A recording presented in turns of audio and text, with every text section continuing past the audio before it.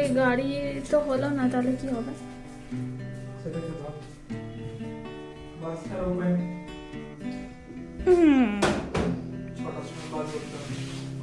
ও বাবা, পারবো না।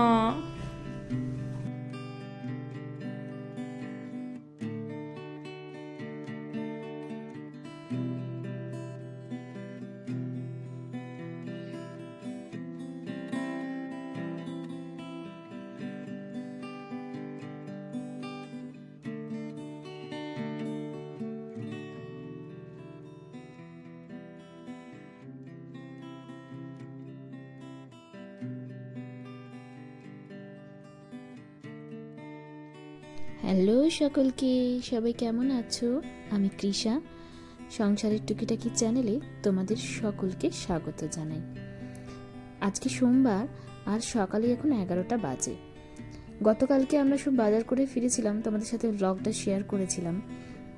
ওই বৃষ্টির মধ্যে না আর বেশি দূর ভিডিও করতে পারিনি, তাই আজকে তোমাদেরকে দেখাতে বসেছি যে কি কি জিনিস আমি নিয়ে এসেছি। এই যে এই হাতাখুন্তির সেটটা নিয়ে এসেছি, এটার 119 টাকা দাম আছে। এই যে, আর সুদীপ তো খালি আমাকে বলবে, তুই এইসব কিনে কিনে শুধু হাতাখুন্তি কিনে এত ভর্তি করেছিস যে এবার একটা দোকান দেওয়া যাবে, লোককে বিলি করলেই হয়। আর সত্যি কথা জানো তো, এইগুলো কেনার লোভ আমি কিছুতেই সামলাতে পারি না। খালি মনে হয় এইটা কিনলে ভালো হবে, ওইটা কিনলে সুবিধা হবে, আর কেনা হয়ে যায়। আর এই যে এই আটাটা নিয়েছি, মাল্টিগ্রেন আটা 1 কিলো। আমাদের দুজনের বেশি আটা লাগে না, 2 কিলোর মধ্যে হয়ে যায়। তো 1 কিলো নিয়ে এসেছি। আর এই যে মুসুর ডাল নিয়েছি, এটা আমি আনপলিশড মুসুর ডালটা নিয়েছি। ডাল সবসময় আনপলিশডই নেওয়ার চেষ্টা করি। আর এই যে এটা তো তোমাদের তখনই দেখিয়েছি, গুড়ের ছোট ছোট টুকরো, এগুলো দেখো, এই যে গুড় কিউব লেখা আছে, এই বিক্রি হচ্ছে। তো এটার দাম দেখো, এই যে এখানে লেখা আছে 99 টাকা। তবে এমআরপির ওপর কিছু ছাড় ছিল মনে হয়, আমার এই মুহূর্তে মনে পড়ছে না। সাধারণত কিছু না কিছু ছাড় থাকেই এমআরপির ওপরে। তো গুড লাইফেরই সমস্ত ম্যাক্সিমাম জিনিস ওখানে থাকে, আমি দেখছি রিলায়েন্সে আজকাল। আর গুড লাইফের প্রোডাক্টগুলোও না বেশ ভালো হয়। এটা টুথপেস্ট কোলগেটের। আচ্ছা, অন্য ব্যাগটা দেখাই দাও। এই যে কিচেন টাওয়েলটা নিয়েছি। এই কিচেন টাওয়েলগুলো না খুব ভালো, বেশ সুবিধা হয়। রোল করা থাকে আর ভাগ ভাগ করা থাকে, ছোট ছোট টুকরো করে কেটে নাও। আর এগুলো না খুব তাড়াতাড়ি ভিজেও যায় না, মানে বেশ খানিকক্ষণ ধরে জলটা ধরে রাখতে পারে। আর এই যে চিয়া সিডটা নিয়েছি, এটার একটু বড়টাই নিয়ে নিয়েছি, কারণ এটা তো আমাদের লাগেই, এ অনেক দিন চলে যায়। এই যে এখানে এটার দামটা লেখা আছে, কিন্তু এখানে এমআরপির ওপরেও বেশ অনেকই ছাড় দেয়। আচ্ছা, এই জিনিসটা আমি আবার নিয়ে এসেছি, তোমাদের তো আগের দিন দেখিয়েছি, যারা ব্লগটা দেখোনি ওখানে দেখতে পাবে গিয়ে। তো এটা হচ্ছে বাজরার মুড়ি, তো মুড়িটা খেয়ে দেখবো কেমন লাগে। আর আরেকটা ছিল জোয়ারের মুড়ি, তো জোয়ারের মুড়িটা আনিনি, বাজরারটাই নিয়ে এসেছি, আগে খেয়ে দেখি, ভালো লাগলে নিয়ে আসবো। আর এই যে একটা পরিষ্কার করার কলিনের মতো মিস্টার মাসেল। আর এই যে এই দুটো হচ্ছে বাথরুম ফ্রেশনার। বাথরুম ফ্রেশনার জানো তো, আমি যতই যাই ব্যবহার করে দেখেছি, বেশি দিন গন্ধটা স্টে করে না, ওই 1 সপ্তাহ, তারপর আবার যেইকে সেই। আর এই যে কমফর্ট, এই কমফর্ট বা সফট টাচ কিছু না নিয়ে এলে, এখন তো এখানে একেবারেই রোদ নেই, জামা কাপড় শুকাচ্ছে না, আর এত ভ্যাপসা জামা কাপড় থেকে একটা গন্ধ বেরাচ্ছে যে থাকা যাচ্ছে না, সেগুলোর পরাই যাচ্ছে না। তো এই বারবারই বেশি করে কমফর্ট বা সফট টাচ এগুলো ব্যবহার করতে হচ্ছে, কিছু করার নেই। এই যে এখানে এটার প্রাইসটা লেখা আছে।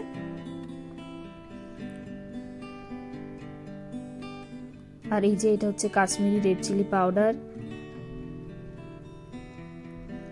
আর এটা একটা clean and dryer intimate wash. আর এই যে মেথি আর মুগের ডাল।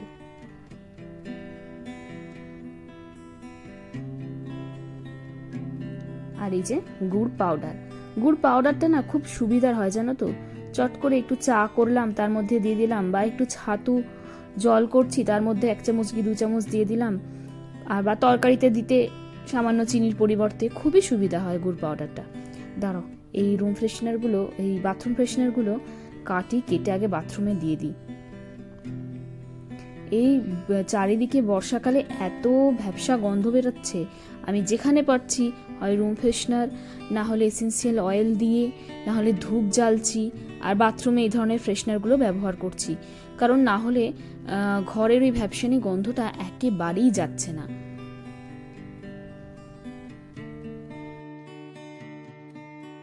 আজকে হাতে বেশ খানিকটা সময় আছে, কারণ কালকে একটু উল্টোপাল্টা খাওয়া হয়েছিল, সেই জন্য আজকে দুপুরে একটু মুগ ডালের চিলা বানাবো।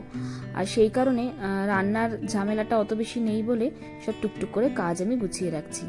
এই যে ফাঁকা কৌটোগুলোকে আগে ভরে রাখি, একেবারে জিনিস এলে সেইগুলো কৌটোর মধ্যে ভরে রাখলে না খুব সুবিধা হয় ব্যবহারের ক্ষেত্রেও, আর সময়টাও অনেকটা বেঁচে যায়। সেই জন্য এক এক করে সব ঢেলে রাখছি, একটা বিরাট বড় কাজ যেন হয়ে যায়। মুগ ডালটা অল্প একটু ছিল, কিন্তু তার মধ্যেই ঢেলে রাখি। আমার শাশুড়ি মা আবার বলেন, কখনো কৌটো খালি করতে নেই, খালি করে জিনিস তুমি ভরবে না, জিনিস থাকতে থাকতেই জিনিস নিয়ে এসে জিনিস ভরবে। মুসুর ডালটাও ভরে রাখি। তবে এখানকার ডালগুলোর সাইজ দেখেছো কি বড় বড়, মুগের ডালই বলো আর মুসুর ডালই বলো, এগুলো না আগে থেকে ভিজিয়ে না রাখলে আর প্রেসার কুকারে না দিলে কোনো মতেই সেদ্ধ হতে চায় না। সে ঘন্টার পর ঘন্টা গ্যাসে বসিয়ে রাখি। প্রথম প্রথম এসে তো আমি বুঝতে পারতাম না, তো আমি ওই রকম এমনি বসিয়ে দিতাম প্রেসার কুকার ছাড়া, আর সে ডাল না হতেই চাইতো না, দেখতাম সে গোটা গোটা হয়ে আছে, সেদ্ধই হচ্ছে না। তারপরে আস্তে আস্তে বুঝলাম যে না, এগুলোকে প্রেসার কুকারে না দিলে হবে না। এই ছোট্ট কৌটোটায় মনে হচ্ছে সবটা চিয়া সিডস ধরবে না, এই বাকি প্যাকেটটায় রেখে দিই, যদিও এটা জিপলক ব্যাগ, তো থেকেই যাবে, অসুবিধা নেই। তাও আমি কৌটোতে ভরে রাখি আমার নেওয়ার সুবিধার জন্য, আর দেখতেও ভালো লাগে। চারিদিকে প্লাস্টিকে ভরে রাখার থেকে এরকম কৌটোর মধ্যে থাকলে বেশ সুন্দর দেখতেও লাগে।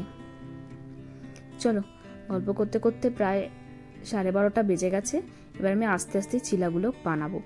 সবার প্রথমে এই তাওয়ার মধ্যে একটু তেল ব্রাশ করে নেব। আর মুগ ডালটা না আমি ভিজিয়ে রেখেছিলাম, আসলে এটা মোটামুটি ঘন্টা 2 ভেজালেই হয়, কিন্তু এখানে তো মুগ ডালগুলো একটু বড়, তাই আমি একটু বেশি সময় ধরেই ভিজিয়ে রাখি। তারপর কিছুই না, এটা মিক্সিতে বেটে নিয়ে তার মধ্যে মনের পছন্দ মতো সবজিপাতি যা আছে দিই, একটু পেঁয়াজ কুচি দিয়ে আর এরকমভাবে চিলা বানাই। এটা খেতে না এত অপূর্ব হয় যে কি বলবো তোমাদেরকে, আর এত সুন্দর একটা গন্ধ বেরোয় যেন মনে হচ্ছে ডিম ভাজা খাচ্ছি, অনেকটাই মনে হয় যেন ডিমের মতো, কিন্তু এটা সত্যি মুগ ডাল, আর খেতে এত ভালো লাগে না। কিন্তু তবে এটা হতে একটু সময় লাগে, গ্যাসটা একদম সিম করে বানাতে হয়। তো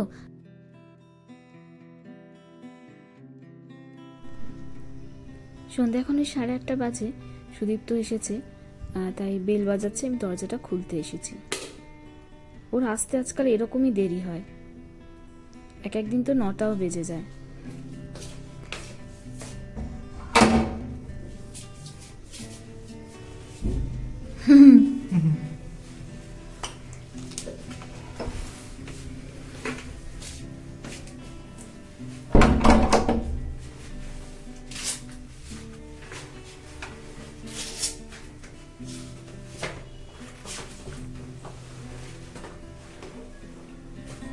তাহলে গাড়ি তো হলো না, তাহলে কি হবে? সেটাই তো ভাব, বাস ছাড়া উপায় নেই। 6টার সময় বাস ধরতে হবে। ও বাবা, পারবো না, কিছু করার অন্য কাউকে বল না। অন্য কাউকে অনেক টাকা নিচ্ছে। আসলে কি হয়েছে বলো তো, আগামীকাল থেকে পরপর 3 দিন ওদের পুনেতে ট্রেনিং আছে, সেই কারণে একটি গাড়ি বুক করা হয়েছিল, কাল ভোর ভোর বেরানো হবে বলে। এবার আমাকে ওরা যেতে বলেছে সঙ্গে, আমি বা ঘরে একা থেকে কি করব, তো আমাকেও স্বাভাবিকভাবেই নিয়ে যাবে। তো একটি গাড়ি বুক করা হয়েছিল, তো সে শেষ মুহূর্তে ক্যান্সেল করে দেয়। তো ওই কারণে এখন সমস্যা হয়ে দাঁড়িয়েছিল কিসে যাব অত ভোরবেলায়।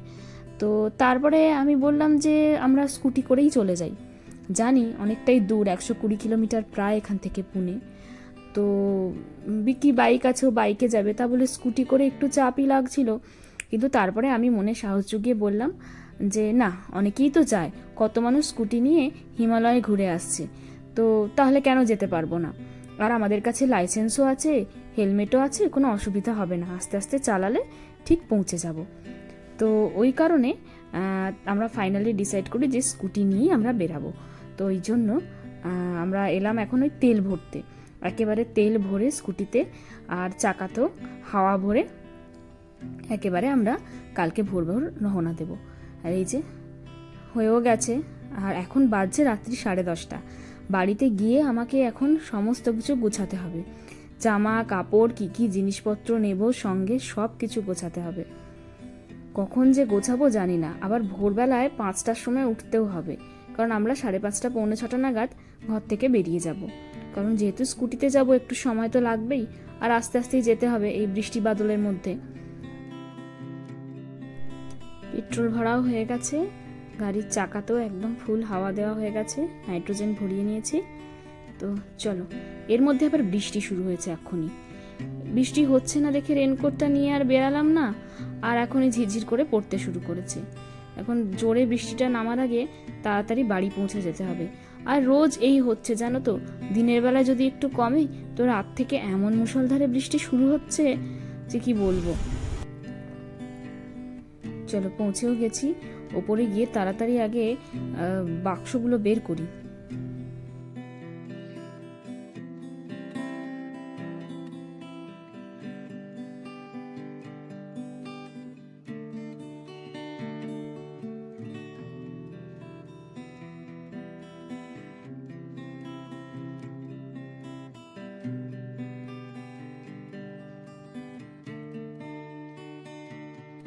এই আমার যত ট্রলি আছে সব এই বিছানার তলায় বক্সের মধ্যে ঢোকানো থাকে।